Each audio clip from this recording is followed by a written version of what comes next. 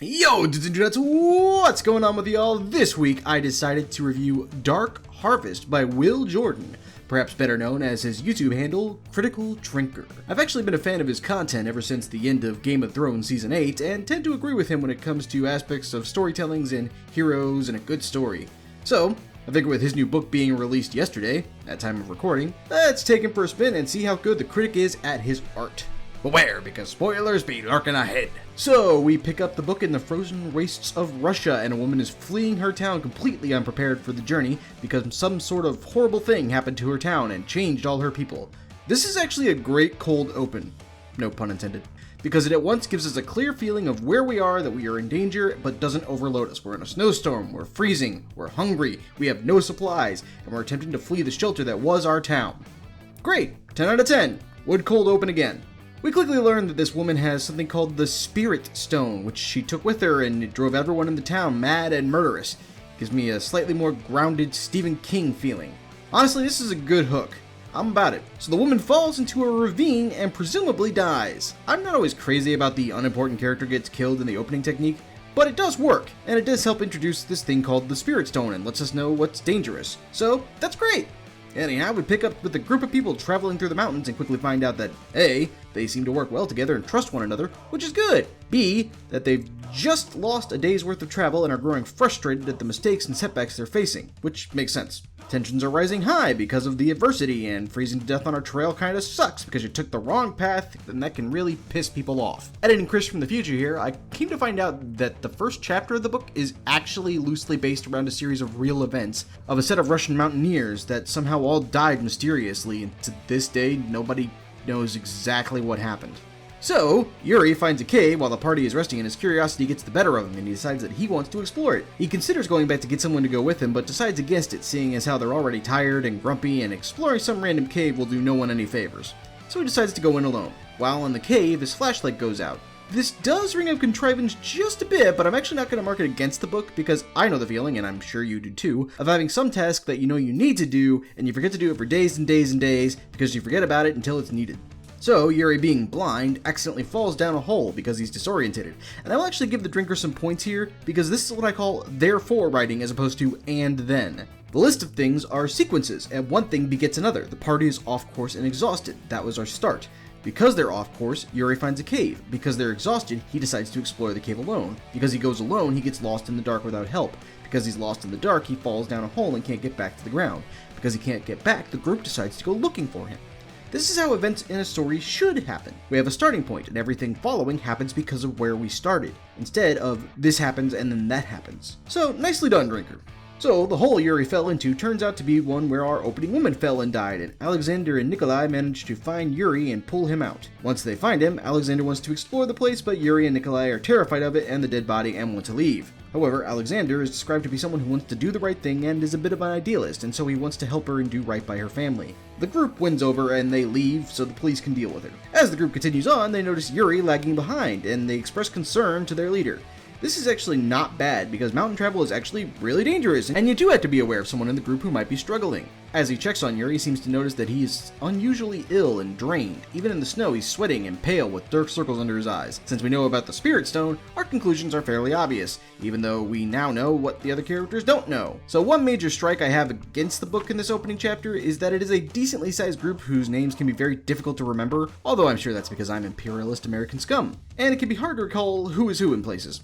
However, that being said, once we're focused on one central group because we're not jumping around, you still know that you're with a single group of people, and the story right now is more about the group than it is about any one person, so it works. Several of them are described as having different skill sets and abilities, which not only makes sense but actually fits well in a narrative sense. Like whenever you have a D&D party and you balance out the party's weak points instead of having 6 bards. Hopefully. So, I also have to mention this because it's been a while since I've seen this happen with a new book. I'm actually really into this. Regardless of my little nitpicks I might have, I know that I am enjoying this because I keep finding myself hurrying through anything else that takes me away from the book so I can get back to doing more of the book. Even as I type this, I have the book paused and I'm hurrying through my first draft because I want to learn more of the book. It's difficult to explain why some things can be so easily immersive and others can't, but if you can nail immersion 9 times out of 10, you'll take the reader on a wonderful journey. This actually is one of the biggest feathers in the Harry Potter series cap. They are immersive, and so any issues or logical problems that come up don't take away from the enjoyment.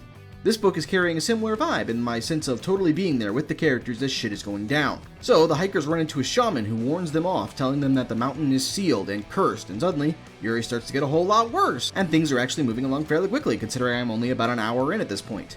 At the end of chapter 1, Yuri goes crazy and slaughters several of the Russian party. It does make me glad that we didn't spend a whole lot more time developing the crew because a bunch of exposition would have been wasted just to have them deaded at the end of the first chapter. That being said, they, as opposed to being a young couple in another book I just read, felt like real people! And it did reach me a touch whenever someone in the group was killed. Then we move it around to Iraq, and I usually hate when stories jump around too much, but I will say, at least in jumping around, it's done because there's no more story to be told at Site 1. Site 1 is done. We told all the story, so the story is done, and now we move to a new part of the story. That works. Anyhow, we pick up with Becker, who is the leader of a group of people paid for protection detailed by someone named Belikov.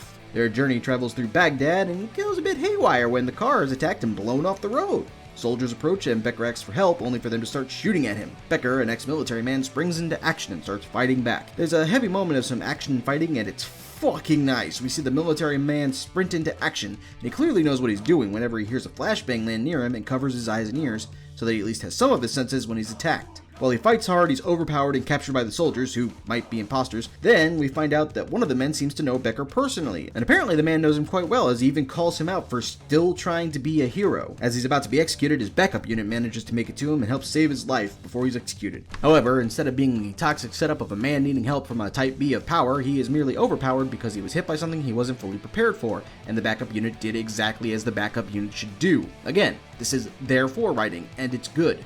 Becker decides he wants to go after their charge, and the group is initially against it, as they are a defensive unit, not an assault team. And I appreciate that they actually acknowledge this because, again, different skills. So the group go to a raid on a warehouse to try to get Belikov back, and it goes poorly. Poorly as in Becker fails and all of his men get killed.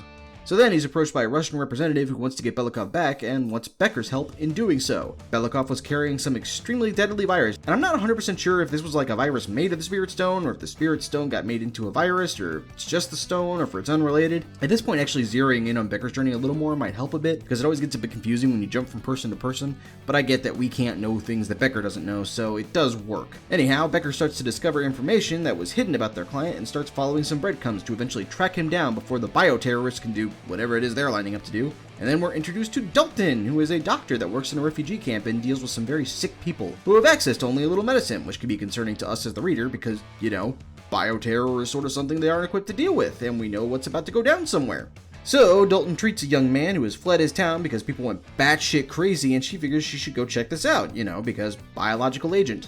Luckily, not everyone here is a complete idiot, so she sent him with a heavily armed guard. They get to the town and find out that everyone all zombies out, and even the military men are shocked when shooting things doesn't seem to dissuade their desire to eat flesh. However, they manage to pull themselves together and fight back before trying to flee. Dalton tries to rescue her injured colleague, and as they're trying to flee, it becomes clear she can't save him. She forces herself to leave him as he pleads for his life, and it's a fucking haunting scene. I love this scene because it's terrifying, it's dark, and yet nothing in it betrays the characters, nor is it illogical. It's a moment when one of our team gets hardcore slapped around by the antagonists of the book, and they lose. Hard. Too many books have an issue of making their characters infallible or unstoppable, and it makes the antagonist seem really weak or unthreatening by comparison. While zombie virus isn't exactly breaking the creativity bank anytime soon, it is really a case of ain't broke, don't fix it. Becker, who if you'll recall was heading to a village to try to figure out what bioterrorists were planning on doing, manages to find and help rescue Dalton because her military escort's fucking outed. The timing does ring a touch of convenience here. That being said, here the book really does find some solid footing, as it does find out what it is and exactly what it wants to do. It's a horror story in the Middle East because some people fucked with an evil that should have been left alone. That's actually fine. Not a complex tale, and there's really nothing wrong with it. So far as what it's trying to do, it's pretty damn good. Anyhow, they end up sprinting out of the city right before a napalm bomb is dropped. And damn, napalm bomb is fun to say. So, time moves on as we watch Dalton and Becker try to figure out what's going on and have to escape zombies, and we see snatches of the Russians moving to take over the world through this virus. It took me a hot minute to understand what actually was going on, and it's interesting to watch these units move, and we have a hero to root for and a villain that we once stopped. So, story on. Anyhow, our group manages to get a hold of one of the antagonists, whose name I won't even try to pronounce because I'll butcher it, and they're basically the public face of the Russian bioterrorists. and he lets slip that there may be some kind of a cure because he offers Becker a way out of everything that's going to happen. And through a bit of trickery/threats from Dalton, they convince him to talk and reveal what knowledge he has of the virus attacks that are supposed to bring the world to its knees under Russian rule. However, despite getting number 2 to talk, they're already too late to get the local security to completely stop the attacks, and London and Washington are both exposed to the virus. And this whole bit was very tense and immediately somber. I actually felt things from a book. I almost thought that wasn't possible anymore. Well done, book. While Dalton and Becker are drinking because the world's gonna end, Dalton, look, I won't spoil this, but there is a big moment here that hits fairly close to home for me, and it was a real kick to the balls in the feely parts, and I genuinely teared up. Fuck you, I don't know how to make that funny. So Becker decides to go to the news station and inform the world as to what's really going on in the hopes that someone can give them a lead on what to do next, and it's seen by the shaman who we saw in the adventures in Chapter 1. I won't go into exactly what happens next, but just know that it is a master class in setup and payoff. I'm not gonna lie, I was gonna have some shouty questions. I was gonna bring up what I thought were inconsistencies, except that they aren't. There's a reason for them, and they make sense, and it's a plot point. Fucking hats off, man. This is really, really good. So I won't go into super spoils and give away the ending here, but honestly, you should pick this up for yourself. It's good. Like, really good. There's a touch of shaky early on in part 2, but then bam, the afterburners kick in and we just take the fuck off. My personal score is 9.5 out of 10. This is good.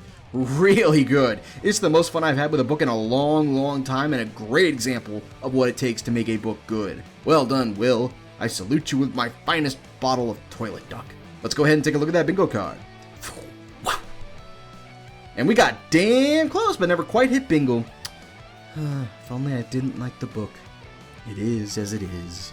Hey, anyhow, that's all for this time. So if you have something else you want me to review, go ahead and leave a comment down below. Let me know. If you want to see what we get into next time, go ahead and subscribe. Until then, drink plenty of water, tell your parents that you love them, and stroke your mustache at night.